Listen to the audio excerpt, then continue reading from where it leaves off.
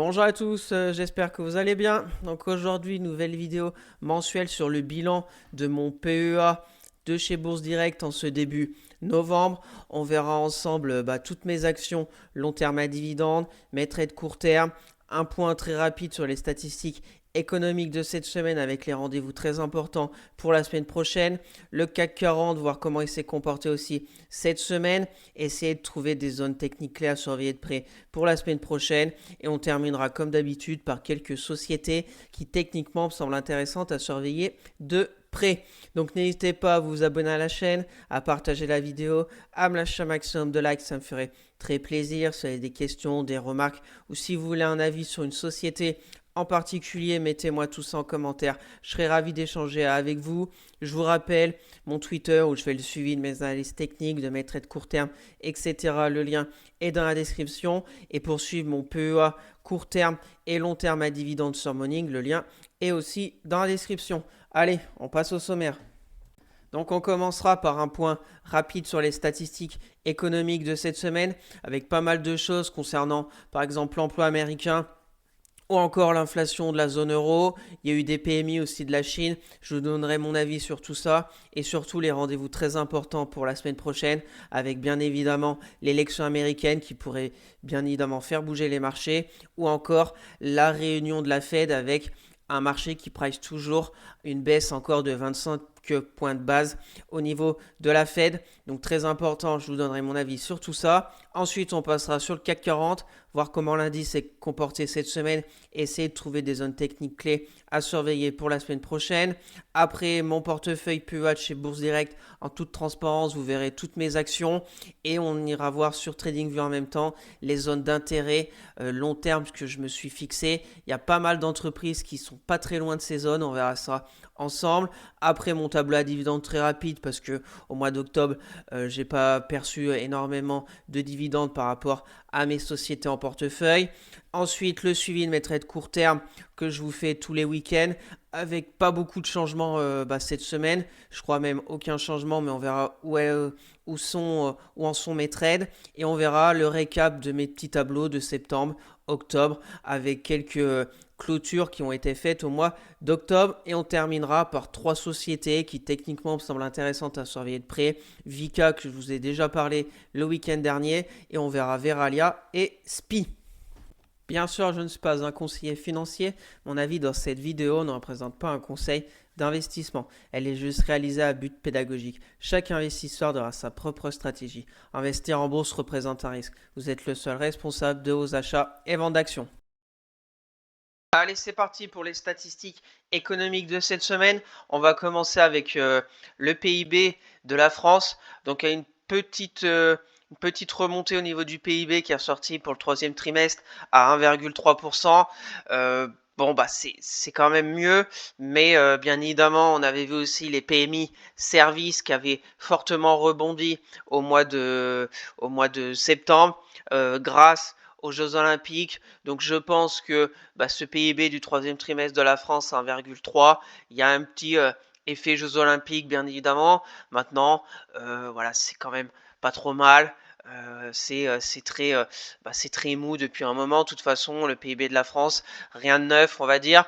On va voir le quatrième trimestre, comment ça va sortir au niveau du PIB de la France. On fera un point sur le PIB de cette année et on verra après pour 2025. Mais c'est quand même très faible. On voit chaque semaine, assez souvent les PMI, que ce soit manufacturier ou les PMI globales entre les PMI services et manufacturiers, qui est un peu un indice avancé pour voir la santé de l'économie. C'est quand même très faiblard. On verra ce que ça va donner. Bien évidemment, il va y avoir l'interrogation des élections américaines de la semaine prochaine. Kamala Harris, Donald Trump, est-ce qu'il peut y avoir un effet sur la zone euro et la France? Peut-être, sûrement. Donc il y a beaucoup d'interrogations encore pour ce dernier trimestre pour cette fin d'année 2024. Et puis après, on verra en 2025. Donc voilà, un PIB France à 1,3%. On voit que depuis 2022, on tourne aux alentours des 1%. Positif, on n'est pas en récession, mais on n'arrive plus à se rapprocher des 2% de PIB. Affaire à suivre, bien évidemment. Pour moi, la France, ce qui est, on va dire, dommageable et ce qu'il va falloir surtout regarder de très près, je pense, c'est la notation des agences de notation pour la dette de la France. On sait que c'est le vrai marasme au niveau de la politique. L'Assemblée nationale qui sont en train de voter pour ce budget, des amendements à foison, et on ne sait pas trop si ça va générer moins de déficit dans les prochains mois, etc. Donc les agences n'ont pas encore dégradé la France. Je pense qu'on a de la chance quand même de s'appeler la France, mais au bout d'un moment, elles vont bien être obligées de le faire si on ne se remet pas dans le droit chemin. Et je pense que ça pourrait quand même générer une hausse des taux d'intérêt, etc. Et après, attention, ça peut très très mal finir. On n'en est pas encore là, mais il faut vite réagir au niveau de cette France. Et pour moi, pour les prochains mois et peut-être pour 2025, ça pourrait être la chose importante à surveiller de très près, c'est cette dette française, parce que ça peut bien évidemment entraîner avec elle toute la zone euro. Donc prudence, on est, je pense, sur des œufs. Les agences de notation, pour le moment, bottent en touche, parce que je pense ont peur de dégrader la France et que les taux d'intérêt s'envolent et qu'après, ça tourne très mal. On verra. Affaire à suivre dans les mois à venir. On a eu aussi l'inflation de le PIB de la zone euro, pardon, donc 0,6. Voilà, ça suit un peu comme un peu la France. On stagne en dessous des 1%. Rien de particulier à dire de plus. L'Allemagne, c'est pas beau du tout, mais je pense personnellement, ils ont peut-être, ça fait 2 ans qu'ils sont en dessous des 0%. Ils ont peut-être, on va dire, touché le plancher. Et peut-être, si la Chine redémarre, etc., en 2025, pourrait repartir sur une bonne base, l'Allemagne, et un peu entraîner cette zone euro sur une croissance meilleure que cette année 2024. On verra aussi comment l'année 2024 va se finir au niveau de la zone euro, et on verra après en 2025. On a eu aussi les États-Unis au niveau du PIB, donc 3%. On n'est pas du tout sur le même rythme que par exemple la zone euro. 3%, c'est quand même encore très costaud, hein, avec des taux d'intérêt toujours à 5. On est quand même pas mal sur cette partie. Maintenant, ça va être l'élection présidentielle la semaine prochaine. On va voir ce que ça va donner. Et on va voir après aussi si la baisse des taux peut encore maintenir un PIB au-dessus des 3% ou au moins au-dessus des 2% pour le dernier trimestre. Et ça sera vraiment excellent au niveau de l'économie américaine si ils se tiennent vers les 2%. On voit que au niveau de l'emploi, c'est aussi très solide. Même si aujourd'hui, on a eu vendredi là, bon ça c'est les demandeurs d'emploi là, hebdomadaires, 227. On avait vu ensemble que de toute façon, ça reste très stable, hein. On n'a pas une envolée. Si on dézoome là en mensuel, on voit, voilà, hein, on est sur des bas au niveau des demandeurs d'emploi, 227 000. Rien d'alarmant. On a eu le chômage aussi aux États-Unis, donc 4,1%, donc c'est plutôt stable, hein, plutôt stable. On était remonté ces derniers mois, mais rien d'alarmant pour le moment. On a eu par contre les créations d'emplois que je vous l'ai pas mis qui sont apparues très très faibles. Presque rien, je crois 20 000, le consensus était à 100 et quelques mille. Non, je crois 12 000 de création d'emplois dans le secteur non agricole, et je crois le consensus était à 100 et quelques mille, donc plutôt très faible, mais j'ai vu que c'était peut-être dû aussi au mois d'octobre avec l'ouragan ou encore la grève au niveau de Boeing, donc on verra bien. Maintenant, peut-être que la semaine prochaine, la Fed va baisser encore ses taux de 25 points de base pour les établir à 4,75.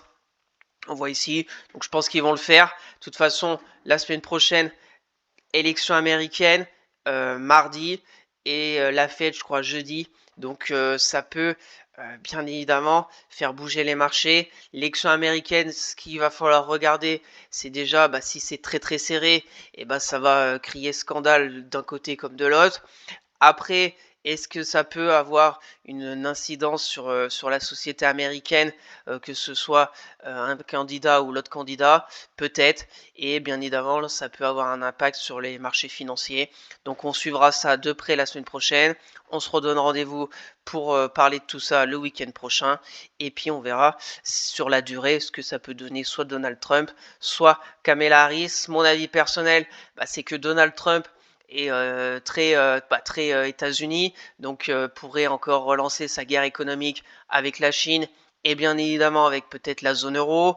Il y a aussi les risques géopolitiques, comment l'un ou l'autre va gérer tout ça, parce qu'on sait très bien que les États-Unis sont partout indirectement, que ce soit avec le conflit Russie-Ukraine, que ce soit au Moyen-Orient avec Israël, Palestine ou encore l'Iran. Donc c'est toutes ces choses-là, voir comment l'un ou l'autre va procéder et est-ce que ça peut avoir une incidence sur les marchés financiers et puis bien évidemment peut-être d'autres risques géopolitiques, je pense à Taïwan avec la Chine, etc. Mais bon, on n'en est pas encore là, on verra ça en temps et en heure s'il se passe quelque chose.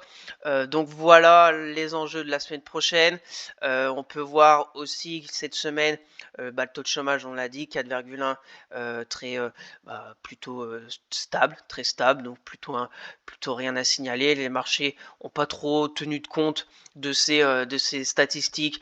Emploi vendredi, le CAC a fait plutôt une bonne journée, les indices américains aussi, donc il n'y a pas eu beaucoup de volatilité par rapport à ces stats du chômage, donc plutôt on va dire pricé par le marché, donc rien d'inquiétant. On a eu aussi les PMI composites de la Chine, donc un petit réveil, on voit qu'on remonte un peu la pente, on était pas loin des 50 au mois d'août, août 50, septembre presque 50,5 et là on n'est pas loin des 51 de PMI global au niveau de la Chine, donc c'est plutôt aussi de bon augure si la Chine se réveille enfin, que ce soit pour les marchés français bien évidemment, pour la zone euro et pour l'économie mondiale. Donc voilà au niveau de ce tour rapide des statistiques économiques. On aura aussi bien évidemment des résultats d'entreprise au niveau du CAC 40, je vais vous les dire rapidement. On aura mardi Bouygues, après on aura Crédit Agricole, Téléperformance, ArcelorMittal, Engie, Legrand et Veolia la semaine prochaine. Donc encore un peu de résultats à suivre pour ce troisième trimestre. On verra comment le marché arbitre ces résultats et après on sera vers la fin au niveau de ces résultats de troisième trimestre au niveau du CAC 40. Donc voilà au niveau des statistiques économiques de cette semaine, les grands rendez-vous pour la semaine prochaine, élection présidentielle et le rendez-vous de la Fed avec sûrement encore une baisse des taux de 25 points de base au niveau des taux directeurs de la Fed. Dernière chose, si je voulais vous montrer aussi, c'est quand même comme je vous l'ai dit, les taux de français, voire allemands. On voit que là on est en hebdomadaire. Cette semaine on a fait encore plus 4, la semaine dernière plus 5, donc ça repart quand même assez vigoureusement à la hausse. Donc attention, si on regarde avec l'Allemagne, j'ai regardé rapidement, on est toujours sur à peu près le même spread. Là on est sur du 60, 75. Voilà, donc on est toujours pareil. On monte au même rythme que l'Allemagne, mais c'est quand même assez. Je pense qu'il faut faire quand même attention si on remonte après à 3,30 au niveau de la France. Déjà que on est très avec notre dette très mal en point, etc. Si on a encore une envolée des obligations au niveau du taux, attention, je pense c'est pour ça que les agences de notation jouent un peu calme le jeu, mais faut je pense regarder de temps en temps ces taux, ces obligations, que ce soit de la France ou même des États-Unis qui remontent aussi quand même pas mal Et on a des marchés, je pense aux États-Unis qui sont sur presque encore des plus hauts. Bon, le CAC 40, c'est un peu le marché un peu qui est tout seul à l'agonie. Mais il faut regarder tout ça. Est-ce que aussi l'élection présidentielle aux États-Unis peut générer un peu de volatilité sur ces obligations? Peut-être.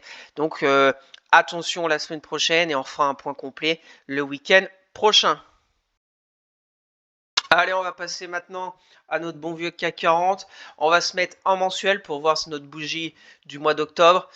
Donc pas jolie, c'est une bougie du mois d'octobre. On fait presque moins 4% mois d'octobre. Après quand même des bougies mensuelles avec extrêmement de volatilité. La bougie du mois d'août, on a quand même été vers les 7025 points pour finir à 7600. Donc mois d'août avait été extrêmement volatile. Le mois de septembre, pareil, avec quand même un point haut du mois de septembre à 7008, un point bas à 7350, et au final, on reste au même endroit que le mois précédent. Et le mois d'octobre, on a un signal d'une reprise de la baisse sur le CAC 40, donc prudence. Si on se met en ligne de clôture, on voit quand même que la tendance, on a fait la première jambe de baisse, la deuxième, et là on est peut-être en train de faire le pullback, et on est peut-être en train de faire la troisième. Donc prudence, on a eu un signal cette semaine. On va se mettre en hebdo parce que là en mensuel, pas grand chose, c'est négatif, on repasse en dessous, on est toujours en dessous de la moyenne mobile 10 mensuelle, on passe en dessous de la moyenne mobile 20 en clôture, donc il y a toujours de la faiblesse sur ce CAC 40. On verra bien la bougie mensuelle de ce mois de novembre, si on va déjà clôturer en dessous de la bougie des plus bas du mois d'octobre ou pas. Et on fera un point le mois prochain au niveau du CAC 40 en mensuel, en hebdomadaire. Cette semaine, pareil, on a enfin, on va dire, sorti de ce range entre les 7440 et les 7674 qu'on en parle, que je vous parle tous les week-ends. On zigzaguait énormément, on avait des petites bougies, beaucoup d'hésitations, beaucoup de retours sur le support qui ont été payés. Et là, cette semaine, on a cassé le support. Donc encore un signal de faiblesse.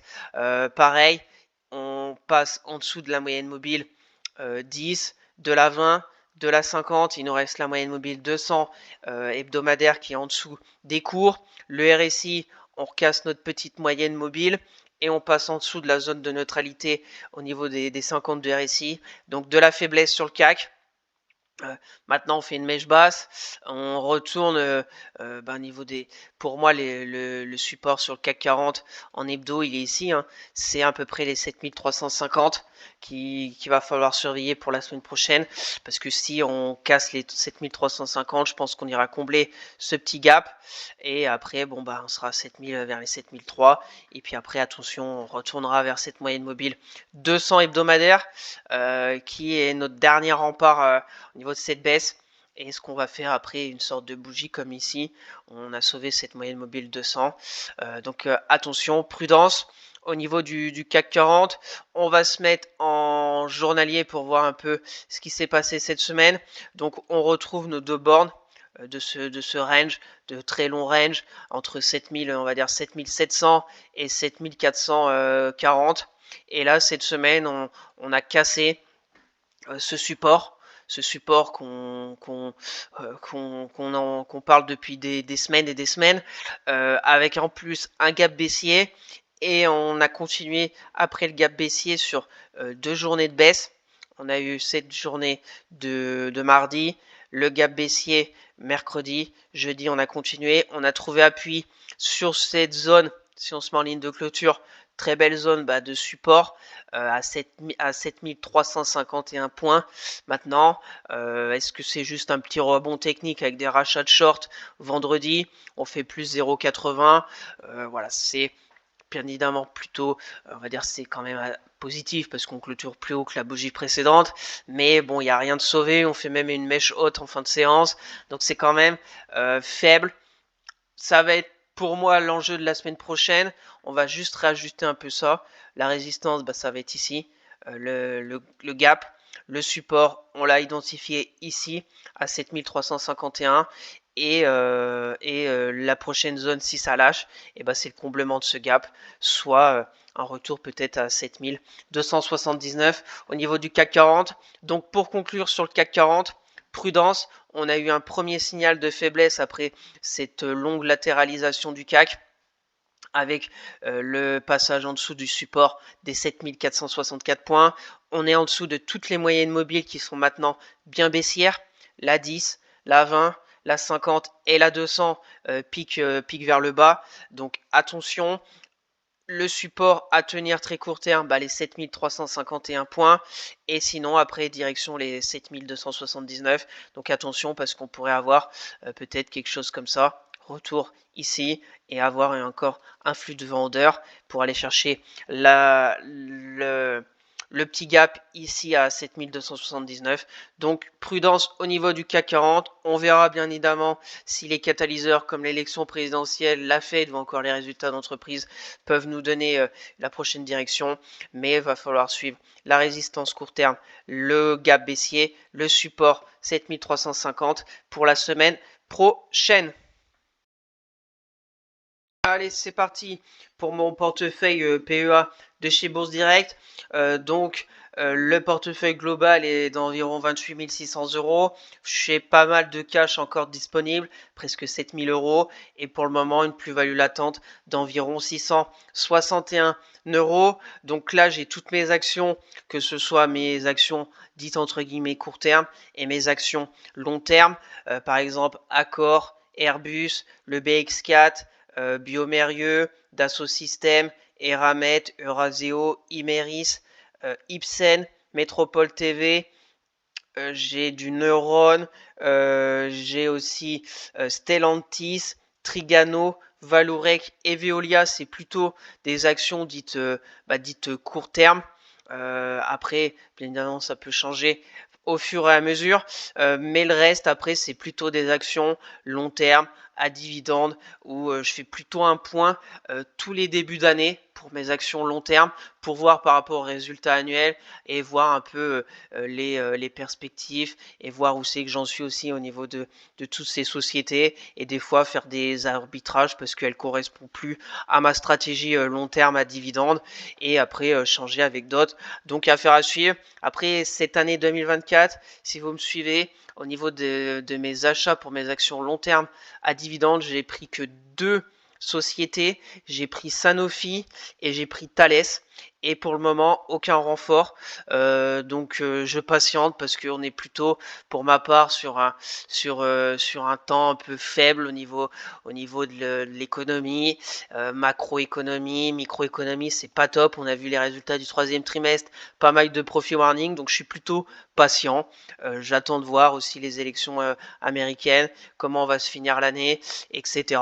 Donc je patiente. Pour le moment, entre guillemets, ça me donne un peu raison parce qu'on voit que le CAC est sur cette année 2024 négatif ou au mieux peut-être flat, je sais pas trop, mais je patiente, je suis pas pressé. Donc on va faire un point sur toutes ces actions long terme et voir mes zones d'intérêt et peut-être ajuster les zones par rapport au cours de bourse sur TradingView. Donc pour les personnes qui sont intéressées de voir un peu les chiffres de plus près avec les plus-values latentes, les moins-values latentes, je vous invite à mettre pause sur la vidéo. Et là on va passer sur chacune de mes actions long terme sur TradingView pour voir mes zones d'intérêt. Et il y a pas mal de zones qui sont pas loin d'être touchées au niveau des sociétés. On va voir ça ensemble. On va commencer avec Air Liquide. Donc Air Liquide, aussi je vous rappelle, les droites verticales, c'est les jours où j'ai pris des actions de ces entreprises. Donc par exemple Air Liquide, depuis le mois de juin 2022, j'ai pas repris d'actions au niveau d'Air Liquide. Donc je patiente et je patiente encore parce que je trouve quand même que Air Liquide était dans un beau canal haussier. Je suis en données bien évidemment hebdomadaires pour bien voir la tendance long terme est assez large. Donc Air Liquide, tendance haussière, canal haussier, toujours au-dessus de la moyenne mobile 20 hebdomadaire, mais quand même on voit ces dernières semaines de la faiblesse. La résistance à 178 euros est toujours d'actualité, on n'arrive plus trop à aller sur du canal, il y a plutôt de la faiblesse, ici on est limite sur la zone de polarité, hautement travaillé, ce prix des 167, on est très limite, donc je patiente. Pour moi, Air Liquide, à voir si elle revient vers cette moyenne mobile 200 hebdomadaire, soit vers les 152 euros, qui est une très belle zone, je pense, au niveau d'Air Liquide. Donc au niveau d'Air Liquide, je patiente. Pour moi, on est encore trop haut, donc je patiente tranquillement au niveau d'Air Liquide. On continue. Amundi, donc Amundi, Amundi, sur des zooms, on voit que c'est une action, bon, bien évidemment, pas de croissance, c'est secteur de la finance, c'est un gros rendement sur dividende. On est, si on dézoome, sur des plus bas vers les 45, des plus hauts vers les 76. Là, on est à 67. Donc Amundi, je garde tranquillement en portefeuille. La dernière fois, c'était aussi en 2022, vers les 58 euros, je crois que j'en avais pris. Là, on est bien, on est sur une belle tendance haussière débutée en novembre 2023. Pareil, la moyenne mobile 50. Donc j'attends. C'est assez souvent qu'elle rebaisse quand elle atteint vers les 75, 74. On voit ici ces dernières années. Donc j'attends. J'aimerais qu'elle revienne vers les 56 dans les mois à venir, pourquoi pas en reprendre. Donc voilà, je patiente. Le dividende est assez intéressant. Voilà, rien de particulier au niveau d'Amundi. Pour moi, 67 euros, pas intéressant pour ma stratégie long terme. On voit ces zones un peu 64, 59, voire 56 zones qui pour moi me semblent très intéressantes au niveau d'Amundi. On continue. OB, donc OB, en hebdomadaire, pareil, la dernière fois c'était sur cette zone. Et ce qui est plutôt intéressant sur OB, on est revenu au contact d'une grosse résistance, grosse zone ici de polarité, vers les 46,25 €. Grosse zone en plus, on avait cette moyenne mobile 200 hebdo, donc c'est plutôt intéressant. Maintenant, j'attends un peu une stabilisation au niveau d'OB. J'ai attendu les résultats, c'était plutôt pas mal. Maintenant, j'attends, ça fait à peu près ça. On voit ça va peut-être être du range encore sur quelques mois. Donc ma zone des 38, il y a quelques semaines, on n'était pas très loin de cette zone des 38. J'attends de voir tranquillement aussi au B. On est quand même mieux reparti parce qu'on avait fortement baissé en octobre 2023. Là, on se stabilise. On travaille cette moyenne mobile 200, donc j'attends, peut-être on verra vers les 42 aussi. Là, il y a aussi une zone intéressante, mais je suis pas pressé au niveau d'OB. On a fait la baisse, peut-être voilà le canal un peu ici. On était sorti par le haut, on avait réintégré, donc c'est pour ça que j'avais enlevé. Je crois que je vous avais mis ce canal baissier, mais je l'avais enlevé parce que on zigzaguait un peu trop autour de ce canal. Et là, on est plutôt à plat. On est plutôt voilà, neutre, hein, neutre. Et on est plutôt sur le haut du range. Donc je patiente aussi au niveau d'OB. Zone peut-être intéressante vers les 40-38 euros. À voir dans les prochaines semaines s'il y a une petite baisse au niveau d'OB à suivre. On continue AXA. Bon AXA, elle tient bien quand même. On est toujours dans ce canal haussier. On est plutôt sur la première partie du canal. Si on trace, là on était sur le haut du canal en 2022, on est passé un peu sur le bas, mais on continue bien sur ce support oblique haussier. On a aussi la moyenne mobile 50 hebdo qui est intéressante. Et là on a fait un nouveau record sur AXA. Ici, on peut le tracer. Pour ma part, AXA, c'est pareil, secteur de la finance, bon rendement sur dividende. Donc j'attendrai un retour peut-être vers les 30 euros. Voilà, AXA, depuis février 2022, soit ici vers les 25,50 €, j'en ai pas repris. Donc je patiente. Pour moi, un retour aussi vers cette moyenne mobile 200 hebdo qui peut être aussi intéressante comme support dynamique. Donc j'ajuste, je garde mes zones qui peuvent être intéressantes. On verra bien dans les prochaines semaines, voire prochains mois, si on retourne un peu dans cette zone vers les 30 euros, qui pour moi est plutôt intéressante sur AXA. On continue. Capgemini. Alors Capgemini a atteint cette semaine une zone potentiellement intéressante. qu'on avait identifié le mois dernier, vers les 174. Les résultats de Capgemini ont été plutôt pas bons. Et il y a eu sanction du marché. Et on est revenu sur une très belle zone à 159 euros. Si on se met en ligne de clôture aussi, je vous en parle depuis longtemps. 159 euros, c'est une très belle zone de polarité, de support depuis 2022. C'est une zone où j'avais pris des positions de Capgemini en mai 2023, ici à 159. Donc là, je regarde de très près Capgemini maintenant, parce qu'on est sur une zone potentiellement intéressante. Maintenant, on voit cette semaine, bon, on a une mèche basse. On va voir la semaine prochaine comment elle réagit. On est sur une sorte aussi de canal baissier, un peu comme on avait eu ici. Mais pour vous montrer que on a eu le canal baissier, on a eu la hausse, et là on est en train de faire le canal baissier. Alors bien évidemment, ma stratégie sur Capgemini n'est pas la même que sur mes actions dites court terme. J'accumule plutôt sur le bas parce que je crois en la société. On va dire pour la vision long terme, ce qu'il faut se dire, c'est est-ce que par exemple Capgemini, dans 10 ans, est-ce qu'elle sera ici, voire même plus bas, ou est-ce qu'elle sera à 300 euros. Voilà. Je crois que Capgemini est quand même une bonne entreprise dans un secteur très intéressant pour l'avenir. Donc c'est pour ça que je suis positionné sur Capgemini sur du long terme. Il y a aussi un versement de dividendes intéressant. Donc ma stratégie, c'est plutôt d'accumuler sur des baisses. Le troisième trimestre de Capgemini n'a pas été bon. On verra les résultats annuels. Mais je crois en Capgemini pour l'avenir. Donc c'est pour ça, c'est pas bien évidemment la même stratégie. Peut-être qu'il y en a qui ont pris du Capgemini sur cassure de ce canal baissier, mais j'espère qu'ils ont peut-être allégé vers les 220. Voilà, là on avait fait une belle progression de Capgemini de à peu près 25%. Donc c'était pas mal.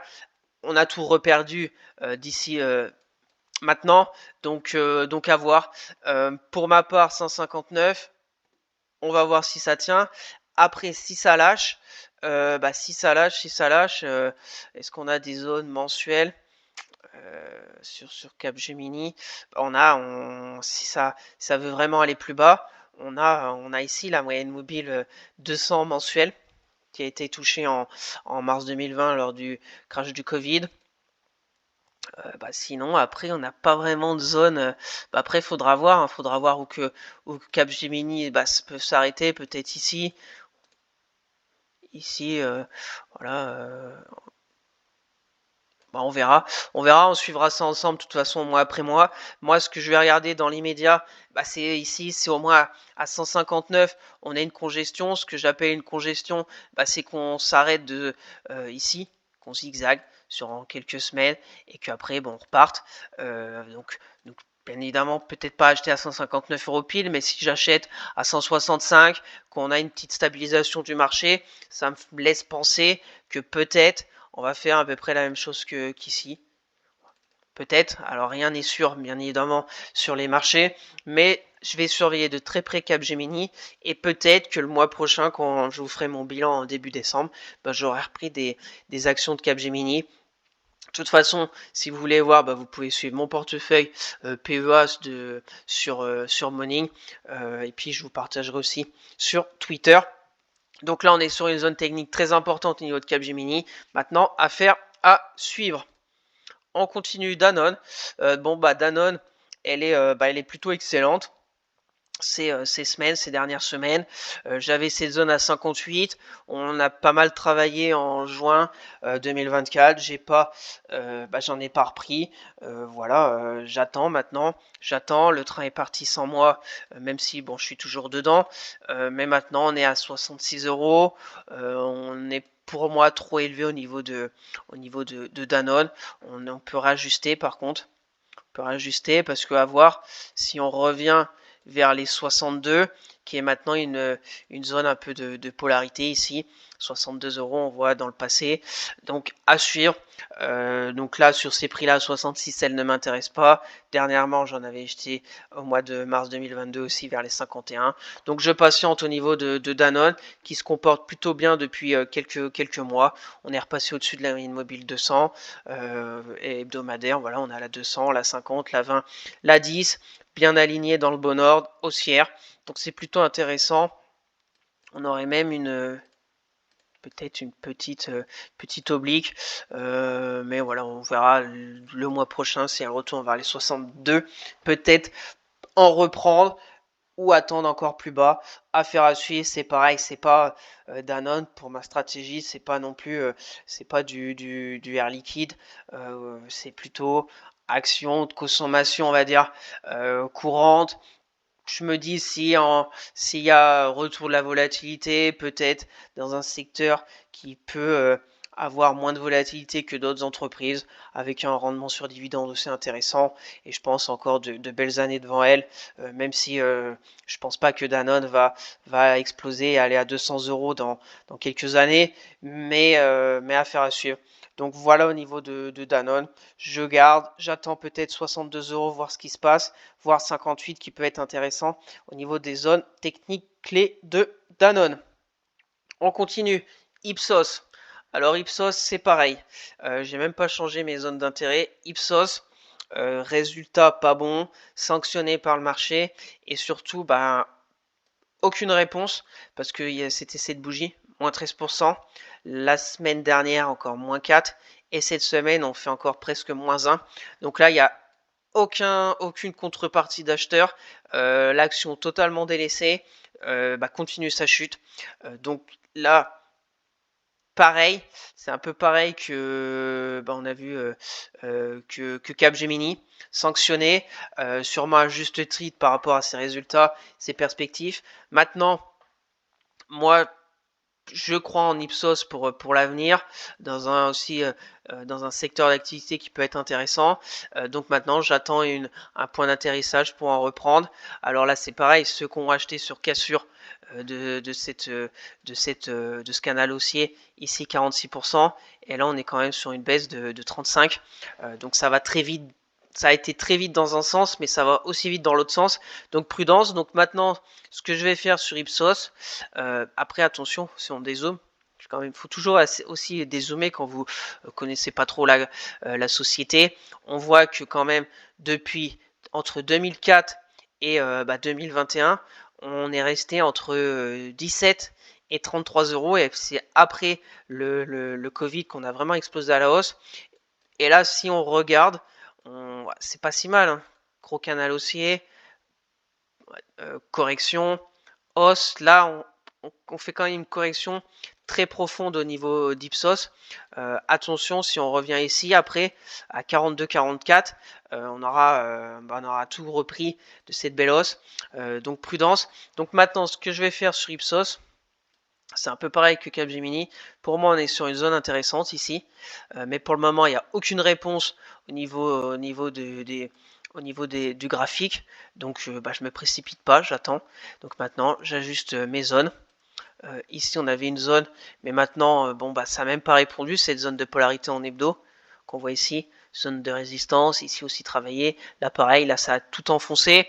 On va la laisser quand même pour voir si des fois, la semaine prochaine, on repasse au-dessus des 47 euros. Et sinon, on verra à 42-44. Peut-être que le mois prochain, elle y sera.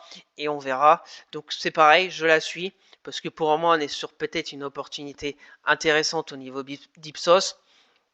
Donc je patiente et affaire à suivre. Dernièrement, j'en avais acheté ici vers les 47, à peu près 48 euros au mois d'avril 2023. Donc affaire à suivre au niveau d'Ipsos, mais c'est quand même pas joli. Techniquement, là en hebdo, on est sur une vraie baisse. Pareil, on a cassé la moyenne mobile 200 hebdo, la 10, la 20, la 50, on est les cours sont en dessous de toutes ces moyennes mobiles. Je vais juste me mettre en mensuel pour voir. Et en mensuel, on est très limite au niveau de cette moyenne mobile 50 mensuelle. Donc là, c'est pareil, c'est pas de bon augure. Donc il faut vraiment qu'on ait au moins une stabilisation au niveau d'Ipsos pour après essayer de retravailler une reprise de quelques actions Ipsos pour ma part. Et pour les personnes intéressées par Ipsos, regardez pour pourquoi pas commencer à bâtir une position long terme sur des prix qui peuvent être intéressants, je pense vers 42, 45 euros, contrairement à il y a quelques mois où on était à 64, qui n'était pas pour moi une zone d'intérêt intéressante techniquement. Et pour le moment, on repart vraiment à la baisse. On continue. LVMH, la fameuse LVMH qui n'arrête pas d'aller un peu dans tous les sens. Donc LVMH, c'est pareil. Je vous en parle très souvent. LVMH, pardon, donc LVMH, je vous avais parlé de cette zone des 600 euros il y a quelques semaines. Donc début octobre, on était par ici. Je vous avais parlé de cette zone des 662 euros qu'il fallait dépasser pour au moins stopper cette tendance baissière. Donc là, on est voilà, tendance baissière dans le canal baissier. Là, on a clôturé à presque 700 euros, donc au-dessus du dernier sommet dans la baisse. Donc c'était très positif. Sauf que le problème, on a tout perdu. On a tout perdu. Au lieu d'aller vers les 662 pour repartir, on a tout perdu. On a fait un énorme bull trap sur LVMH. Et puis là, on est revenu à peu près au point de départ. Donc là, c'est pareil. Pour moi, on est sur des zones de prix intéressants pour LVMH. Mais je patiente parce que là, j'arrive plus trop à voir dans quelle direction elle veut aller. On a une énorme bougie de plus 19%. Qui n'est pas anecdotique quand même sur LVMH. Bien évidemment, c'était lors du plan de relance de la Chine, donc il y a eu un flux énorme d'acheteurs sur LVMH, et après ça s'est dégonflé. Il y a eu les résultats qui ont été, pour ma part, je pense plutôt bons, mais il n'y a pas eu vraiment d'enthousiasme. On est dans un moment un peu charnière au niveau de l'économie mondiale, etc. Donc je patiente, pareil, mais pour moi, 600 euros, on est quand même sur des prix intéressants. Et on va ajuster parce que la prochaine zone, si ça lâche, vers 554, me paraît aussi intéressant cette zone. Donc là, c'est pareil, LVMH, j'en ai acheté que une fois au mois de mai 2022 à 550. Donc maintenant, j'attends. Si on retourne à 550, pourquoi pas. Après, voilà, vous allez me dire, pourquoi t'as pas vendu à 893? Oui, peut-être, mais après ma stratégie c'est pas d'encaisser mes plus-values, c'est pour du très long terme. Mais quand elle était à 893 il y a encore quelques mois, c'est-à-dire mars 2024, ça fait pas des années, tout le monde la voyait à 1000 euros voire plus, et elle a bien baissé. Donc c'est toujours facile, on va dire, de parler de graphiques passés, mais on ne sait pas de quoi l'avenir sera fait. Donc voilà, on va peut-être revenir. Je vais peut-être revenir sur mon PRU de départ vers les 554, mais c'est comme ça. C'est pas ma stratégie d'encaisser les plus-values sur LVMH. Donc ça m'intéresse pas. Ce qui m'intéresse, c'est d'accumuler sur des prix plutôt intéressants et que on va dire que la société soit toujours dans mon cahier des charges pour les années à venir. Ça veut dire les ratios financiers, etc. Les fondamentaux de la société. Et pour moi, LVMH, je pense que dans 10 ans, elle sera à plus de 900 euros. Donc intéressante. Pour ma part, pour conclure sur LVMH, on va patienter, on va voir. Hein. Là, on est reparti en dessous de la moyenne mobile 10. C'est assez faible. Donc, affaire à suivre. Ce qui serait intéressant, c'est une stabilisation. Parce que quand on a une bougie de plus 19%, ça fait vraiment peur. Et qu'on retourne après, si on se met un mensuel, c'est vraiment pas joli non plus. C'est pas joli. On a mensuel, oui, on est revenu. Après, on a un support oblique haussier ici. Donc voilà, vers 600, 550 euros, peut-être très intéressant pour se positionner sur LVMH. Pour les personnes aussi intéressées par LVMH pour ouvrir une position, je pense qu'il n'y a rien de déconnant de commencer à bâtir à 600 euros et de voir après ce qui s'y passe dans les mois à venir. Moi, je patiente. On continue. Michelin. Donc Michelin, pareil qu'on va dire Ipsos. Résultat mal accueilli par le marché, bougie hebdo de moins 9% la semaine dernière. Donc là, pareil, j'avais une zone vers les 32 euros ici. qui a été enfoncé. On est revenu un peu sur un support oblique haussier ici que j'avais tracé. On est vers la moyenne mobile 200. Je vais enlever ce canal qui est plus trop d'actualité. Est-ce qu'on a, ouais. Si on... Après, bon, le problème de ce canal baissier, c'est qu'on était bien sorti par le haut. Est-ce qu'on peut le tracer comme ça? Bon, non. On va laisser, on va enlever ce canal et on va plutôt regarder les zones horizontales. Donc, prochaine zone pour moi 30 euros, 29,97. C'est pareil, c'est une société qui m'intéresse pour le long terme. Donc maintenant j'attends, elle était à 38 il y a quelques semaines. Si on retourne vers les 30, zone de prix hautement travaillée aussi par Michelin. Donc j'attends, je patiente. Les résultats ont été mal accueillis. On voit que les bandes de Bollinger sont ouvertes pour continuer la baisse. L'URSI a encore du potentiel. Cette semaine, pas vraiment de réaction sur Michelin. Donc on va voir. On va voir si elle retourne vers les 30, qui est une zone intéressante. Et on peut peut-être mettre une autre zone un peu plus basse. Sur Michelin, il y en a ici à 26. Après, bon, on a des petites zones intermédiaires, bien évidemment. Ici, des zones de prix aussi qui ont été travaillées dans le passé. Allez, on va mettre ici. Ici. Voilà, on verra le mois prochain si on retourne vers les 30 euros. Donc maintenant, c'est un peu comme Ipsos, comme Capgemini. Ce que j'attends, c'est peut-être une stabilisation par ici. Et puis après, essayer peut-être d'en reprendre à 30. Si on voit que la baisse se calme sur Michelin, on n'est pas loin pour moi d'une zone intéressante si on dézoome. Voilà, si on dézoome, on a des zones bien plus basses, mais d'accumuler vers 30 et après peut-être 26, etc. Ça me paraît pas non plus déconnant pour ce genre d'entreprise. On continue. Nexity, la fameuse aussi Nexity. Donc Nexity, on a un signal très positif sur Nexity. Très positif. Ça fait des mois que je vous parle de Nexity parce que je suis dans le train depuis des mois, que ça doit être sûrement ma plus forte baisse au niveau de mon PEA avec une bonne moins-value latente, mais je crois aussi en Nexity pour les prochaines années. Donc maintenant que je suis dans le train, je vais pas en prendre sur toutes les baisses. Maintenant, j'avais cette zone des 12,86 qui était très importante pour moi. Pourquoi? Parce que on invalide cette tendance baissière. Pourquoi? Parce que déjà on a une résistance oblique baissière qui passe. On a, si on se met en ligne de clôture, on va peut-être mieux voir.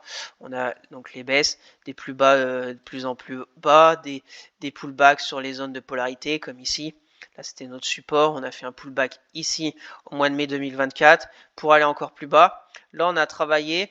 Et ce qui est intéressant, c'est que maintenant, on a cassé le dernier sommet dans la baisse à 12,86 ici, le sommet du 27 mai. On l'a cassé, donc c'est un signal plutôt très positif. Maintenant, bien évidemment, tout peut se passer, ça peut retourner violemment à la baisse. Mais maintenant, je vais regarder une stabilisation de Nexity. Même si on se met en bougie, là, c'est vraiment pas mal, toutes ces bougies hebdomadaires vertes. On fait plus 17, plus 4, plus 6, etc. Donc c'est vraiment très positif. Est-ce que ça va durer? J'en sais rien. Mais maintenant, on va enlever ces zones. On va même enlever ces zones. Donc il y a vraiment du mieux sur Nexity. Est-ce qu'on a, on va dire, est-ce que la bougie hebdo du mois de juin à 8,30 € est le point bas de long terme? Est-ce qu'on n'y retournera plus d'ici de nombreuses années? Voilà, on était quand même revenu sur des prix de 2008. Donc peut-être, personne ne sait. Ce que je sais, c'est qu'il y a du positif ces dernières semaines sur Nexity. Maintenant, pour en reprendre, j'attends. J'attends parce que, bien évidemment, s'il y en a qu'on en prêt à 8,35, bravo, bravo, parce que c'est quand même 69% de hausse en quelques semaines, voire quelques semaines. Donc c'est vraiment beaucoup, mais je vous rappelle quand même que la chute depuis mai 2021, elle avait fait 82. On est toujours sur une baisse de 70%. Donc faut pas être pressé. Pour ma part, je suis pas pressé sur Nexity. Pour les personnes intéressées pour ce secteur de l'immobilier en France via Nexity, et ça se regarde maintenant, parce que peut-être qu'il y a quelque chose qui va se construire. Ce que j'attends, c'est, là on a eu la baisse, le pullback, la baisse, le pullback. Là on va mieux. Ce que j'attends, c'est cette zone des 12,86 qu'il faut qui ne doit plus être enfoncé maintenant au niveau de Nexity. On voit même en hebdo, on a croisement M10, M20, on repasse au-dessus de la moyenne mobile 50, c'est quand même pas trop mal. Et après, on va peut-être s'attaquer à cette moyenne mobile 200 hebdo. Donc c'est vraiment pas mal sur Nexity. J'attends, j'en ai pas repris. J'attends de voir un peu ce qui se passe. Pour moi, l'immobilier en France, c'est pas encore vraiment, on va dire, sauvé. Mais comme le marché price toujours des mois à l'avance, pour moi, je pense que même 2025 va être compliqué. Donc, je patiente. On verra bien. De toute façon, je suis dans le train. Je vais sûrement en reprendre, mais je patiente au moins jusqu'à la fin de l'année et voir ce qui se passe vers les 12,86, sur remonte à 17, etc. Qu'on range durant quelques mois, ça serait très positif sur Nexity. Donc rendez-vous le mois prochain sur Nexity pour voir si cette zone très importante des 12,86 € aura tenu. Allez, on continue. Publicis Group. Donc Publicis Group, toujours sur un peu des sommets. Elle avait fait une sorte de repli vers cette moyenne mobile 50 hebdo, qui était pour moi une zone technique intéressante vers les 87 €. J'en ai pas repris parce que bon on est sur quand même presque des plus hauts. J'attends vraiment un creux de marché pour Publicis. Donc je garde ces zones des 87. On tient pour le moment cette moyenne mobile 50 hebdo. Pas grand chose à dire de plus, hein. Je crois que ça doit être ma meilleure au niveau de la plus-value latente. J'en avais pris vers les 55 au mois de en 2021-2022. Donc je patiente. Je patiente au niveau de Publicis Group, qui est aussi une très belle entreprise pour ma part. Donc je suis pas pressé, je patiente tranquillement si on a un creux de marché. On continue, Ruby. Alors Ruby, c'est pareil, des résultats pas bons, sanction du marché. Ruby, j'avais cette zone, 26 € qui était importante, zone de polarité. Sauf que les 26 € sur cette bougie de septembre, aucune réaction. Et même la réaction a été sur pullback à la baisse. Donc là, la baisse, toujours la même chose. Pullback sur la zone de résistance. On casse cette zone de support de polarité, on fait un pullback et là on recasse encore une zone de support. Donc là maintenant faut regarder plus bas, et plus bas c'est 20,32 €. Donc on va voir la semaine prochaine si on sauve un peu cette zone des 23,50 € ou pas, mais c'est quand même pas joli du tout Ruby, c'est pas joli. Et c'est pas joli, et c'est peut-être une entreprise qu'il va falloir que je me pose la question début d'année 2025, et puis suite à ses résultats annuels, etc. Si peut-être la sortir de mon portefeuille, j'en sais rien. Comme je vous l'ai dit, c'est souvent au début d'année que je fais un point complet sur toutes mes sociétés par rapport aux résultats annuels, etc. Sur le premier trimestre de cette année 2025, je ferai peut-être un point, et peut-être que Ruby sera plus dans ma stratégie long terme au niveau de mon portefeuille. Donc affaire à suivre. Pour le moment, je garde, j'attends de voir ce qui se passe. Mais on va peut-être revenir au point de départ des 20,32 € qui est une belle zone. Donc affaire à suivre au niveau de Ruby, mais pour le moment, vraiment pas belle techniquement. Depuis c'est plus haut d'avril 2024, vraiment pas belle. On retourne presque au point de départ. Donc là, c'est pareil, prudence et patience, je pense, sur Ruby durant les prochaines semaines, et on fera un point dans un mois. On continue, Sanofi. Donc Sanofi, une des seules avec je crois Thales que j'ai repris en 2024. Sanofi, j'en avais pris en avril 2022 sur cette zone un peu vers les 85 €. Donc la zone pour moi est toujours d'actualité, c'est un gros support oblique haussier. On a en plus une zone ici horizontale de polarité vers les 83. On est monté jusqu'à 103. On voit cette zone de résistance très forte des 103 qui a joué son rôle de résistance. On est reparti un peu à la baisse. Donc maintenant, on a cette zone technique des 95 de polarité. On voit ici résistance, résistance. On a travaillé support, résistance. Donc c'est une zone technique importante. Maintenant, bien évidemment, en ayant repris en avril 2024, 95 dans l'immédiat, ça m'intéresse pas pour moi, mais peut-être pour vous, à voir, à travailler cette zone 95 si on y revient. Pour ma part, si dans quelques mois, en 2025, on retourne vers les 83, 85 euros, il faudra retravailler peut-être cette zone à l'achat au niveau de Sanofi, dans mon optique long terme, au niveau de Sanofi aussi, dans ce secteur que je pense intéressant, avec un rendement sur dividende intéressant, et on voit que la tendance est plutôt aussi haussière long terme, donc plutôt une entreprise qui m'intéresse dans ma stratégie long terme à dividende. On continue, Schneider Electric, excellent, les résultats, on est sur des sommets, hein. On est sur des sommets, on peut même aller encore plus haut, voilà, donc la zone qui était intéressante, je pense, c'était ici, début août, vers les 200 euros, et depuis, depuis on a fait encore 23%, j'ai pas osé, ou j'ai pas pris la décision de reprendre à 200, voilà, c'est comme ça, des fois on arrive à faire des bons coups, des fois on loupe, mais voilà, le train est passé, je vais pas me précipiter sur Schneider maintenant à 240 euros, qui pour moi est bien trop haute sur cette zone de prix. Donc j'attends, il y a une zone ici, on va dire intermédiaire, vers peut-être 220, qu'il va falloir surveiller. Mais bon, on patiente tranquillement au niveau de Schneider, elle est très forte, au-dessus de toutes les moyennes mobiles, la 10, la 20, la 50 et la 200 en hebdo. Pour moi, Schneider, c'est vers la moyenne mobile 200 hebdo qu'il faudrait travailler à l'achat, comme j'avais fait en avril 2022 ici, vers les 140 euros. Et depuis, j'en ai pas repris. Ici, il y avait une très belle zone en octobre. Ici, peut-être, mais je pensais, comme j'aurais aimé qu'elle descende vers la moyenne mobile 200 hebdo, et elle est repartie, donc j'en ai pas repris. Donc maintenant, on patiente. On verra en 2025 au niveau de Schneider où elle en sera. On continue, score.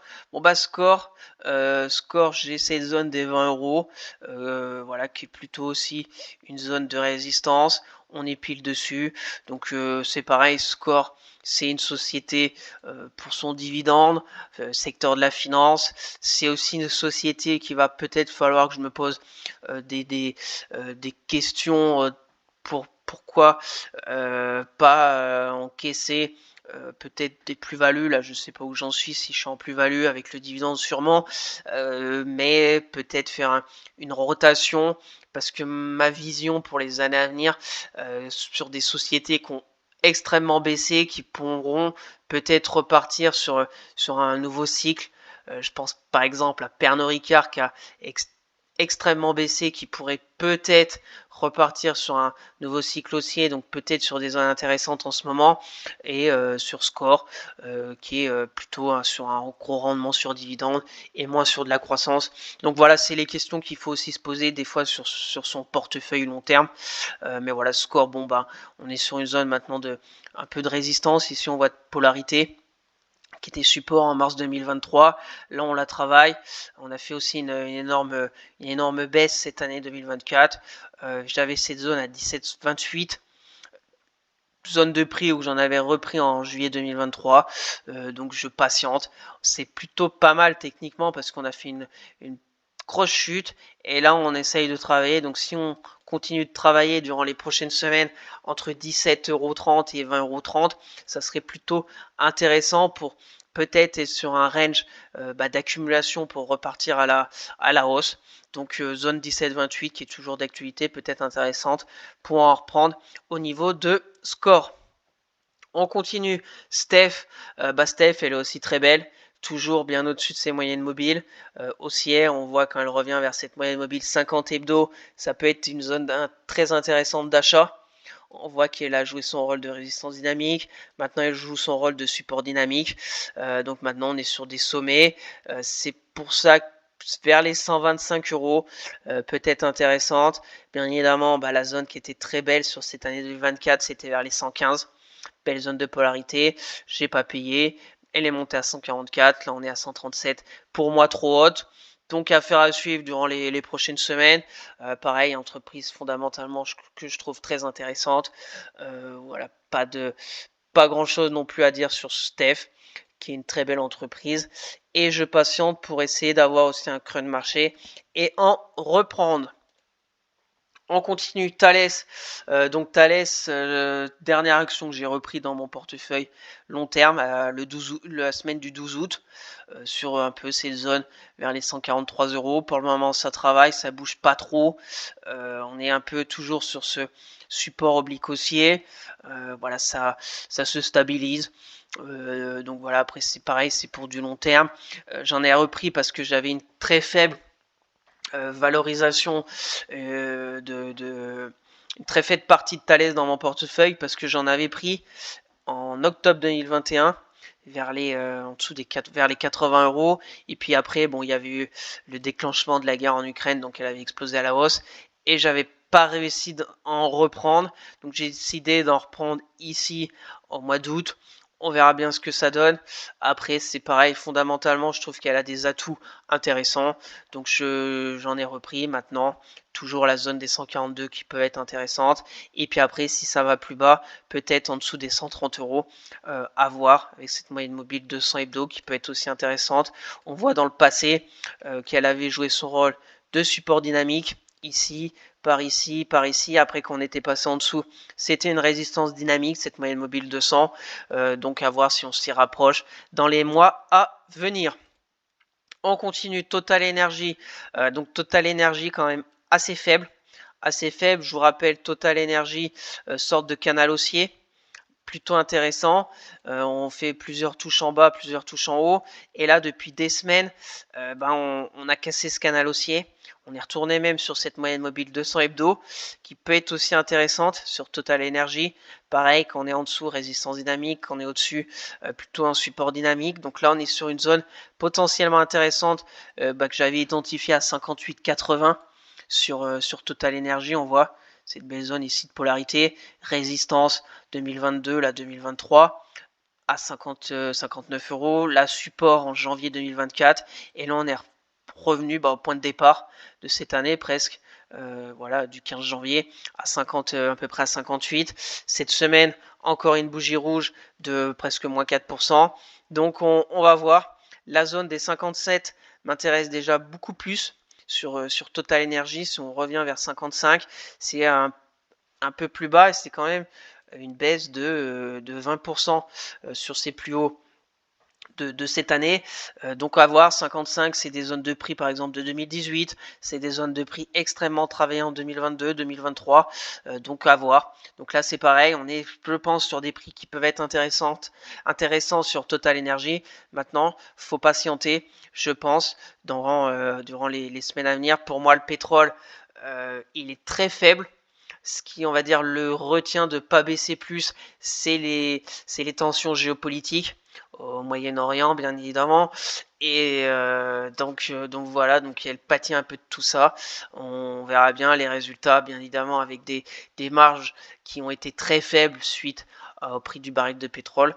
Donc on va attendre encore un peu sur Total Energy. Je viens de voir, ouais non. Est-ce qu'on a une épaule? Est-ce qu'on j'ai juste ouvert un mensuel? Ouais, un mensuel, on pourrait avoir une sorte de figure d'épaule. Ouais, trop léger, bof. Non, pas top, mais attention pour aller bien plus bas au niveau de Total Energy. Pour ma part, bien évidemment, Total Energy, une entreprise que j'apprécie particulièrement. C'est pour du très long terme, donc c'est pareil. Faut plus essayer d'en accumuler sur des baisses. Dernièrement, c'était en mars 2022 aussi que j'en avais pris vers les 45. Voilà, si on revient vers 55, ça me paraît intéressant. Et puis après, on aura 50 et puis on verra bien jusqu'où elle peut aller, Total Energy. Donc là, on est sur des zones potentiellement intéressantes. À voir dans un mois, refaire un point et peut-être que j'en aurai repris à faire à suivre. On va finir avec Vinci. Donc Vinci, pareil, on est sur des zones de prix intéressantes, je pense pour moi, vers 100 €, chiffre rond, 100 €, si on dézoome, c'était des prix d'avant crise Covid. Après, on était sur une sorte de canal haussier, on est sur le bas du canal haussier. Si on regarde ici des points de contact en octobre 2020, octobre 2022, juin 2024 et puis octobre encore 2024. Donc tous les mois d'octobre, on se retrouve sur le bas de canal. Donc je la surveille vers les 100 €, surtout que ça fait un moment que j'en avais pas repris. décembre 2021, elle était montée à 120. On est pour le moment sur une baisse de 14, donc c'est pas non plus énorme, 14% de baisse. Mais bon, c'est Vinci. Elle fait pas non plus des grosses envolées, ni à la hausse, ni à la baisse. Donc 100 euros. Et puis après, on a 92 euros, qui est pour moi aussi des prix intéressants, je pense, sur Vinci. On voit toute cette zone de prix hautement travaillée, vers les 92 euros. Et si on se met en mensuel, j'avais tracé une sorte d'oblique là, qui passe de 2012, etc. et qui reviendrait vers 92. On a aussi la moyenne mobile 200 mensuel. Quand on s'y rapproche un peu, ben, c'est potentiellement une zone intéressante, je pense, pour un investisseur long terme. Donc on patiente, je regarde parce que les 100 euros peuvent être intéressants, mais ce que je remarque, c'est que quand même, on a fait vraiment cette baisse ici, toujours à peu près la même date, qui a vraiment tué, je pense, le CAC 40, c'est cette dissolution de l'Assemblée nationale. On a fait un énorme gap, on a fait un pullback sur la zone et on est reparti à la baisse.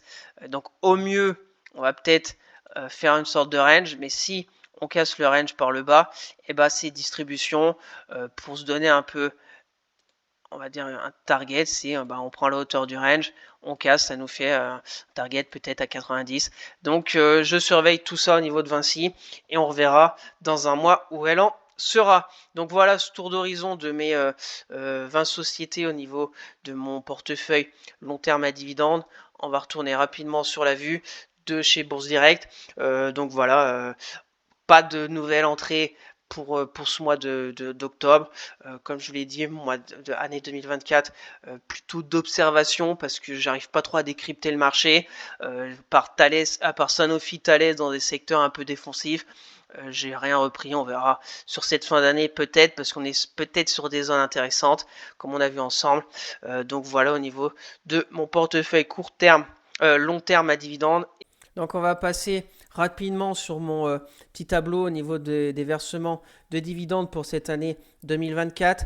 Donc pour ce mois d'octobre, j'ai perçu les dividendes de Total Energy et de Vinci, 6,32€ pour Total, 4,20€ pour Vinci, ce qui me fait un rendement sur dividendes pour cette année 2024 au niveau de Total d'un peu plus de 7% et au niveau de Vinci environ 5%. Et au niveau du total, au niveau des dividendes perçus pour cette année 2024, je suis à 409 euros. Il me reste encore novembre et décembre avec quelques sociétés qui vont me verser un dividende. Allez, passons maintenant au suivi de mes trades court terme, comme je vous le fais chaque week-end. On va commencer avec le BX4. Donc le BX4 qui est presque revenu au niveau de mon PRU, qui est à 0,87. Après cette baisse au niveau du CAC 40. Donc voilà, j'ai rien touché cette semaine. J'ai pas vendu, j'ai pas renforcé. Ce que j'attends maintenant, c'est de voir au niveau du CAC 40, du BX4, comment est-ce qu'on va revenir. C'est la même chose que le CAC 40 pour moi. Et cette zone de support au niveau du BX4 à 0,84 et la zone de support à pas enfoncer si on veut continuer une baisse sur le CAC 40 et une hausse sur le BX4. Donc à voir si on retourne vers les 0,84 ce qui va se passer. Et voilà, donc je touche à rien. Pour le moment, ça couvre un peu mon portefeuille. Suite à cette baisse, mon BX4 s'est apprécié, contrairement à des actions qui ont baissé. Donc voilà, affaire à suivre. Pour les personnes intéressées pour shorter le CAC, peut-être attendre, voir un retour vers les 0,84 et une stratégie, si on a encore une pression des vendeurs, voilà, comme ça. Et puis après, aller sur ces plus hauts, risque récompense de plus de 2. Donc voilà, c'est une stratégie, je pense, tout à fait recevable. Après, vous pouvez être comme moi sur peut-être du BX4 pour couvrir votre portefeuille. Il y a beaucoup d'échéances à venir la semaine prochaine. J'ai pas pris de décision cette semaine, j'ai plutôt laissé tel quel mon portefeuille. On continue. Neuron, donc Neuron, on en a parlé le week-end dernier. La zone de résistance a joué son rôle de résistance. Pour moi, la zone de support maintenant est à 44,75. Très belle zone. On peut peut-être même tracer une sorte d'oblique. Si on revient ici, on verra si on revient vers les 44, 45 euros. 6 novembre, des résultats au niveau de Neuron. Donc affaire à suivre. On retourne, Moi, je suis dedans. Pour les personnes intéressées, attendre peut-être un retour vers les 45 € pour essayer de repartir après chercher la résistance historique au niveau de neurones vers les 47,50 €. Donc c'est pareil, j'attends de voir la suite. Au niveau de neurones, rien à signaler de particulier, c'est plutôt intéressant. Peut-être on va avoir un croisement M50, M200, donc ça peut être aussi intéressant à la hausse. Ce croisement à faire, à suivre. On continue, Valorec. Alors Valorec, très belle semaine au niveau de Valorec, très belle semaine. Je vous avais parlé de cette zone des 14,50 qui était très importante techniquement au niveau de Valorec, qui était résistance. Donc maintenant elle a franchi. Donc maintenant, personnellement, ce que je vais faire, c'est peut-être attendre un pullback pour essayer de re-rentrer une position parce que pour le moment j'ai qu'une seule position. Je me suis fait embarquer sur une belle hausse, sauf que j'ai pas encaissé, rebaisse. Mais Valorec, je pense qu'elle a énormément de potentiel pour l'avenir. Peut-être que la garder sur du moyen terme. Et pour construire un peu sur déjà une deuxième position sur Valorec, attendre et peut-être un retour vers Montpéru, vers 14,74 peut être intéressant. Suivre un peu ce support oblique haussier et pas revenir en dessous des 14,45. Et puis après, bon, on a énormément d'objectifs quand même. On va se mettre quand même en hebdo pour ceux qui connaissent pas Valorec. Mais Valorec, bon, on va pas se mettre sur des années, mais en 2017, elle est à 70 €. 2017, ça fait pas 30 ans. Je vous la montre pas quand elle était à 700 ou voilà 700 € en 2011 et les plus hauts historiques de Valorec, 1000 €. Ouais, elle a fait 1000 €. Donc voilà. Donc bien évidemment, elle est à la cave. Est-ce qu'on est sur une recovery? On voit la moyenne mobile 200. Voilà, ça peut être une très belle histoire d'une reprise au niveau de Valorec. On voit la moyenne mobile 200 hebdo. Donc voilà, on verra. Affaire à suivre sur Valorec. Donc je suis dedans. J'attends maintenant. On a eu un signal très positif cette semaine au niveau de Valorec. Donc affaire à suivre et rendez-vous la semaine prochaine pour faire un point. Si j'en reprends, bien évidemment, je vous repartagerai tout ça sur Twitter. Techniquement, c'est intéressant. La 10, la 20, la 50, on est passé au-dessus de la 200. Le RSI est plutôt très bien orienté. Donc c'est plutôt très positif. On continue Trigano, pareil. Plutôt une bonne semaine sur Trigano. On repasse au-dessus de cette zone de résistance. Donc Trigano, j'en avais repris le 18 octobre pour un peu baisser mon PRU. Parce que j'en avais pris le 8 avril. J'en ai repris là, ça me fait un PRU à 140. Pareil, je moyenne un peu à la baisse sur des signaux techniques intéressants. On repasse au-dessus, ça construit pas mal. On est repassé au-dessus de la moyenne mobile 200. On est avec la 10, la 20, la 50 en dessous. On a toujours un gap haussier intéressant qui est ouvert. Donc affaire à suivre au niveau de Trigano qui me semble intéressant, une action intéressante à suivre. Maintenant, j'ai deux positions, j'attends tranquillement. Si elle se rapproche vers les 140, ça serait intéressant pour au moins peut-être encaisser flat ou voir ce qui se passe, parce qu'il faut quand même se rappeler qu'en avril j'étais à 160 et que j'étais sur une moins-value latente quand même de 40%, donc pas rien, et essayer de sauver un peu ce trade qui a été très mal, qui a été à un moment donné très très mal en point. Donc affaire à suivre pour les personnes intéressées. Bien évidemment, c'est les 121 € en support qu'il faut préserver. Il y a une stratégie si on revient par ici, voilà comme ça. Et puis après, bon, on a des méchots pour le moment, mais plutôt bien orientés. Donc rien d'alarmant pour le moment au niveau de Trigano. On continue. Veolia. Donc Veolia, pas mal de faiblesses. Le support oblique haussier a été cassé. Il n'y a pas eu de réponse là-dessus. Maintenant, la zone de support 28,78. On a les résultats jeudi. Donc on va voir. On va voir ce que ça donne. Veolia, pareil. Une seule position pour le moment. J'attends de voir pour pourquoi pas compléter un peu ma position. Si on dézoome, on est sur un vrai assez neutre. sur 2023, etc. Peut-être voir si on tient les 28,78 pour en reprendre, pour repartir. Si ça baisse, bah après on a 27,58, 7, le bas un peu de cette zone de range. Donc affaire à suivre pour les personnes intéressées. Bah attendre ce qui se passe jeudi suite à ces résultats et comment le marché arbitre ces résultats au niveau de Veolia. Donc patience, très neutre, on voit toutes les moyennes mobiles entremêlées, donc pas vraiment de directionnel au niveau de Veolia. On continue. Airbus. Donc Airbus plutôt pas mal. Les résultats plutôt pas mal, même si on voit la bougie des résultats. Ça a vendu toute la journée, donc c'est quand même pas de bon augure. Vendredi, une petite, si on se met en ligne de clôture, on voit qu'on bouge pas. On est toujours en train de travailler cette moyenne mobile 200 journalière. Là, c'est pareil, j'attends pour essayer d'en reprendre, pour faire baisser mon PRU qui est environ à 160 €. On est maintenant entre un gap baissier qui est toujours ouvert ici et on a un gap haussier important et très intéressant au-dessus des 137. Donc on est bloqué sur voilà sur ce moyenne de clôture 141, 138, on est bloqué. On avait peut-être fait une belle bougie suite à ces résultats le jeudi 31 octobre, sauf que bon bah ça a vendu toute la journée. Bon vendredi on réagit un peu plus 1%. Donc c'est un certitude complet. On travaille la moyenne mobile 200 journalière. Les autres moyennes mobiles, bah, on est au-dessus. Si on voit en ligne de clôture, on est au-dessus de la 200, la 10, la 20 et la 50. Donc c'est pareil, j'observe de près Airbus pour essayer d'en reprendre et au moins aller combler ce gap baissier et voir après ce qui se passe au niveau d'Airbus. Affaire à suivre. On continue. Biomérieux. Donc Biomérieux, c'est pas top. Pas top. On est toujours dans ce canal baissier. Je vous avais parlé, pour en sortir, ça serait intéressant. Peut-être drapeau. Sauf ce qui s'est passé, c'est mercredi. Mercredi, énorme mèche haute.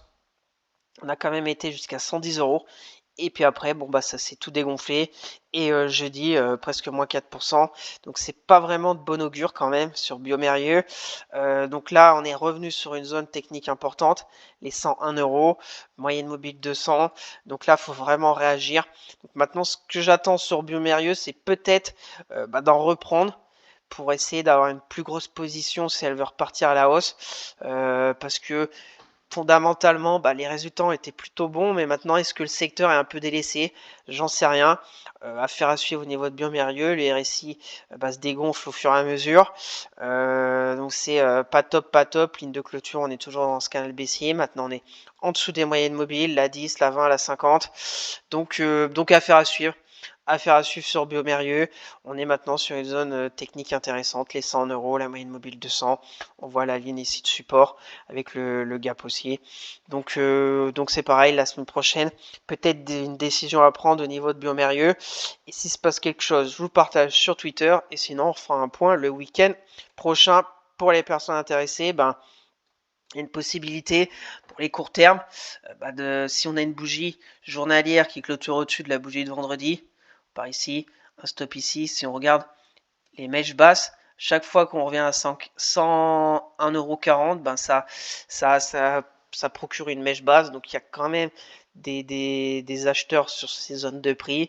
Maintenant, si on fait comme ça, un ratio risque-récompense d'un et demi, et puis si on retourne à 112, à 3, si on prend vers les 104, stop à peu près à 100 € pour se donner un peu de marge pour aller après chercher là-haut, 112.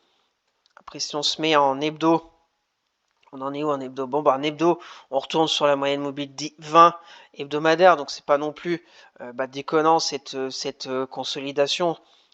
C'est pour ça que rien n'est encore complètement mort, si je puis dire. Donc retracement 38,2, donc de l'impulsion qui a démarré en juillet 2024. Donc ça peut repartir, mais maintenant faut pas qu'on casse les 101, qu'on aille combler ce gap haussier, parce que ça sentira quand même mauvais sur Biomérieux. Donc à se faire à suivre de très près au niveau de Biomérieux. On continue Dassault Systèmes. Donc Dassault Systèmes, les résultats pas top. On a cassé un gros support. Donc prudence, vraiment prudence. Là, le support en dessous des 33 € qui était très intéressant et très important sur Dassault Systèmes a été cassé. Donc maintenant Dassault Systèmes, bon bah j'ai deux positions, PRE à 34,64. On est revenu peut-être sur un support oblique haussier long terme qui passe par ici, les 32. On voit depuis 2014 quelques points d'impact. On est sur des prix ici vers les 32, des prix d'avant crise Covid. Donc prudence, les résultats sont quand même pas top. Les perspectives pas top. Techniquement, on est en dessous de la M10, la M20, la M50 et la M200. Donc c'est vraiment pas joli. Donc c'est pareil, on va attendre de voir ce qui se passe. Très court terme, la bougie de vendredi est plutôt intéressante, mais bon, c'est très fragile. C'est très fragile. Prudence au niveau de Dassault Systèmes. Maintenant, je suis dedans. On va essayer de sauver aussi un peu ce trade. Là, je suis à peu près à 6-7% de moins-value latente. Affaire à suivre dans les jours à venir au niveau de Dassault Systèmes. Mais tant qu'on sera en dessous de cette moyenne mobile 10, déjà, pas grand-chose, je pense, à faire. Si on repasse au-dessus, il y aura peut-être un rebond technique un peu plus vigoureux, mais après quand on va revenir à 33, ça sera une grosse résistance pour Dassault Systèmes, donc on va suivre ça de près. On continue Euraseo, donc Euraseo, résultat aussi la semaine prochaine, on zigzag, c'est pas top, on est de retour un peu sur une zone aussi, ici peut-être vers les 69 €. Pareil, j'observe, on va dire mon PRE 73 est un peu entre la résistance 76, le support 69. J'attends aussi de voir au niveau d'Euraseo. Techniquement, au niveau des moyennes mobiles, c'est aussi pas top. En dessous de la M10, en dessous de la M20, de la M50 et M200. Le RSI faible.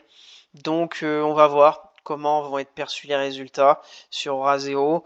Et puis on prendra des décisions peut-être après. Je garde petite position aussi sur Euraseo. On fera un point le week-end prochain.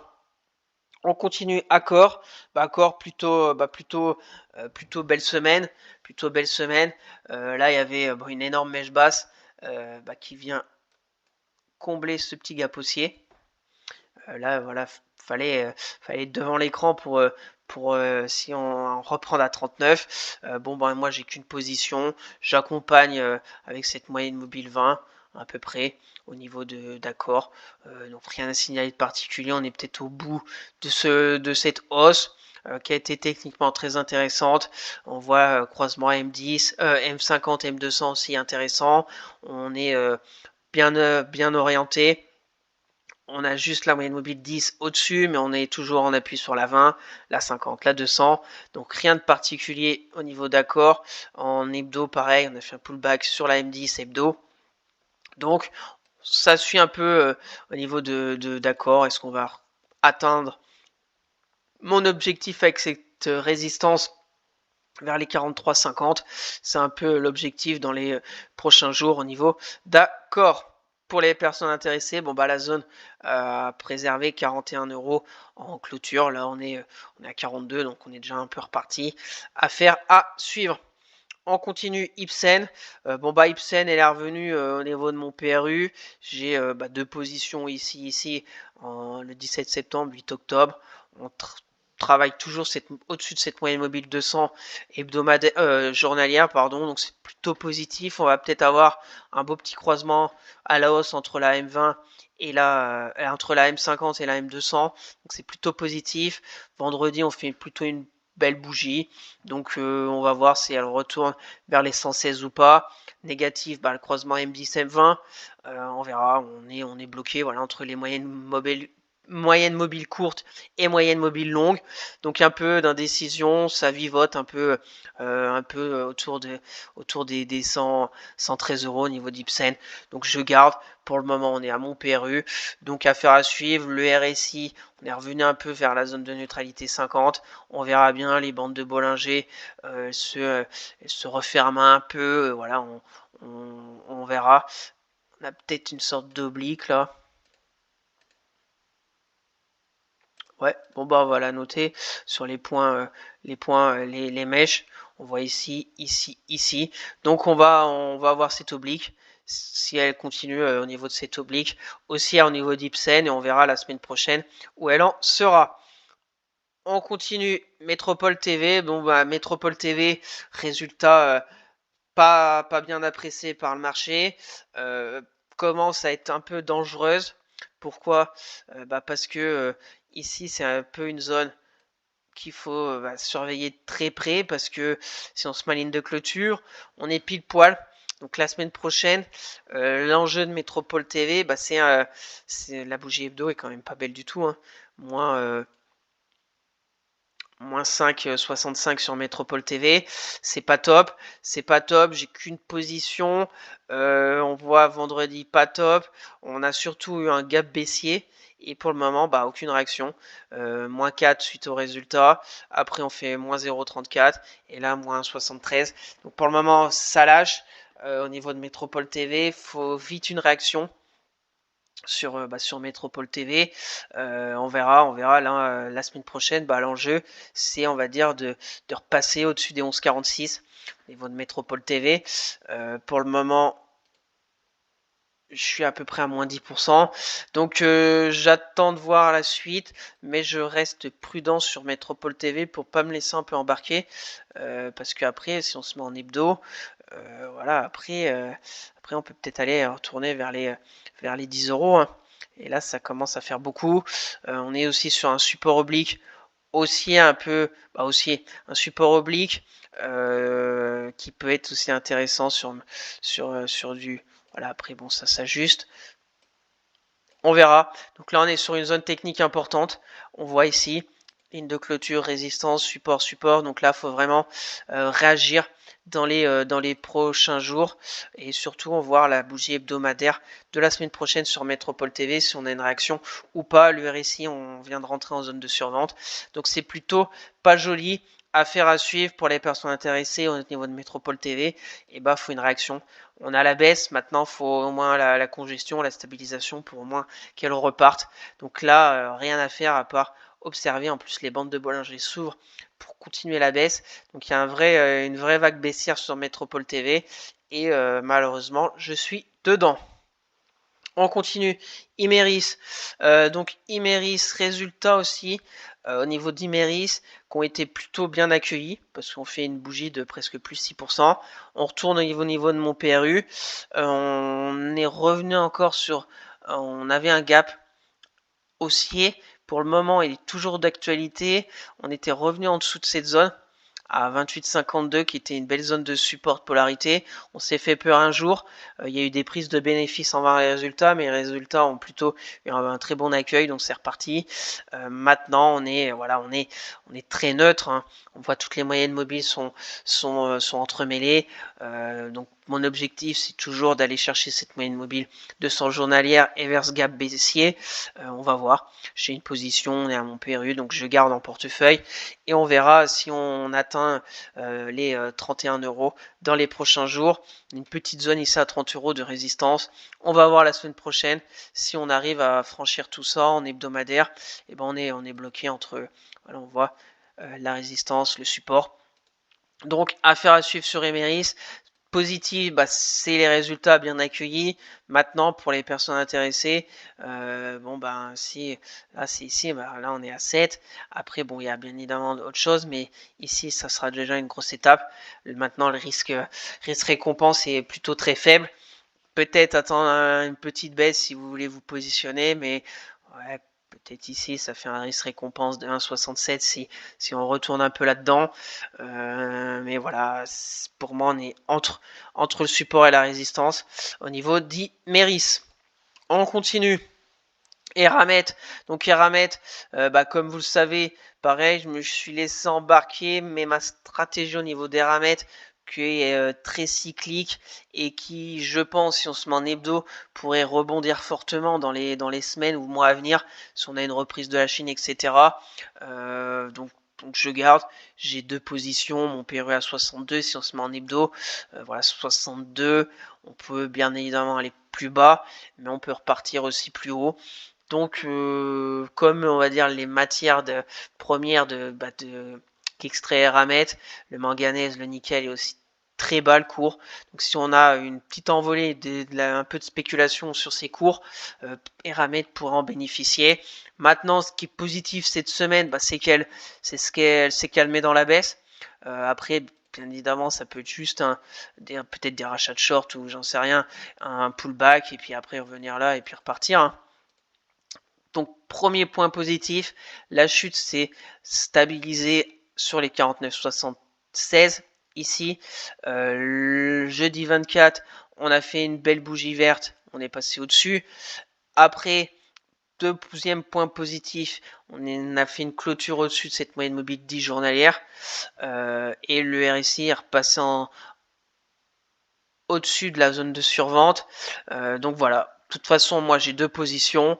J'attends mon PRU à 62, soit à peu près ce gap baissier. Donc maintenant j'observe. Je vais pas en reprendre pour m'exposer davantage sur Eramet. Pour les personnes intéressées sur Eramet, il y a une stratégie assez simple. C'est ici. Voilà, ça fait un stop à peu près à 10%. Et puis si on va au moins combler le gap, et ça fait un risque récompense de plus de deux fois. Donc après, c'est bien évidemment à vous de faire votre choix. Maintenant, Eramet, c'est quand même pas joli. Les moyennes mobiles, à part la 10, maintenant qu'on est au-dessus, on voit la 20, la 50, la 200, elles sont baissières. Donc il y a du boulot pour repartir vraiment sur une hausse. Moi, je suis dedans. On va voir comment ce trade aussi va se terminer au niveau des Eramet dans les prochains jours, voire prochaines semaines. Et on va finir avec Stellantis, la dernière qui est rentrée dans le portefeuille le 23 octobre. Donc Stellantis, plutôt une semaine assez calme, toujours positif, un peu cette stabilisation. Je vous rappelle, forte chute. On peut la mettre rapidement en hebdo. Très forte chute au niveau de Stellantis sur cette année 2024. Elle était vers les 27. On a baissé de presque 56. Les résultats de Stellantis ont été très mauvais, mais comme le marché s'attendait à ces résultats qui étaient très mauvais, voire catastrophiques, au final, ça n'a pas généré extrêmement de volatilité, même plutôt peut-être des achats. Peut-être que les investisseurs se disent à 12 € après une baisse aussi grosse, et peut-être que on est sur des zones d'achat intéressantes, donc on verra. Moi, mon PRU à 12,37 suite à un peu cette congestion, cette zone de stabilisation vers les 11,82, passage de la moyenne mobile 10. Là, on a un croisement M10-M20, donc c'est plutôt aussi un signal positif. Maintenant, on est à 12,72. Première zone de résistance, ça sera la moyenne mobile 50 journalière, qui est quand même depuis un long moment au-dessus des cours. Depuis avril 2024, on est au-dessus de cette moyenne mobile 50. Donc on va voir si on retourne on va dire près de cette moyenne mobile, soit vers les 13 €, voir ce qui s'y passe. Et puis après, on aura le gap baissier ici comme objectif. Donc voilà, pour le moment, aucune position. On n'est pas loin de mon PRU. C'est plutôt positif pour les personnes intéressées. De toute façon, pour Stellantis, maintenant, il ne faut pas aller en dessous là. Soit un stop à peu près à 10%. On a les gaps à aller chercher. Après, si ça veut repartir, il y a plein d'objectifs à la hausse au niveau de Stellantis. Mais prudence, parce que la tendance est bien évidemment baissière et vraiment pas jolie. Au niveau de Stellantis, on fait une mèche basse cette semaine en hebdo. Donc, affaire à suivre sur Stellantis. Je suis dedans. Je vous la fais suivre chaque semaine. Et s'il se passe quelque chose, je vous partagerai sur Twitter. Donc voilà ce tour au niveau de mes trades court terme. Il y a du bon, il y a du moins bon. Voilà, c'était plutôt une semaine positive par rapport au CAC 40 qui a plutôt pas mal baissé. Maintenant, on va voir, on fera un point le week-end prochain au niveau de mes trades court terme. S'il se passe quelque chose, comme d'habitude, je vous partagerai sur Twitter. Donc on va passer rapidement sur mes tableaux récapitulatifs de mes trades court terme. On va voir celui-là de septembre, octobre, parce qu'il n'y a pas eu beaucoup de ventes au niveau de mes trades court terme au mois d'octobre, sauf Alten et Technip Energy. où les deux ont été clôturés en perte d'environ 5% au niveau d'Alten, soit 21 euros, et Technip Energy environ 6% de perte, soit 27 euros. Donc voilà, après vous retrouvez toutes mes actions que j'ai encore dans mon portefeuille à court terme, et on fera un point début décembre pour continuer de remplir ce tableau, voir d'autres mois avec des actions que j'ai depuis un plus long moment comme Trigano ou encore Neuron. On verra bien si je procède à des arbitrages. Donc voilà pour ces tableaux de septembre-octobre avec comme vente Altem et Technip Energy. Donc on va finir avec quelques sociétés qui techniquement me semblent intéressantes à surveiller de près. On va revoir Vika. Pourquoi? Parce qu'on est toujours posé sur cette moyenne mobile 200 journalière, sur la zone de polarité vers les 34 euros. Et il y a les résultats lundi. Donc je vais observer comment le marché va arbitrer ces résultats. Je ne sais pas si c'est le matin ou le soir, mais on va voir soit lundi, soit mardi comment les cours de Vika vont réagir suite à ces résultats.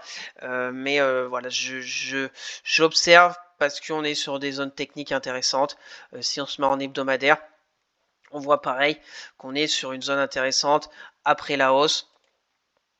On est sur un retracement de 38,2 de Fibo.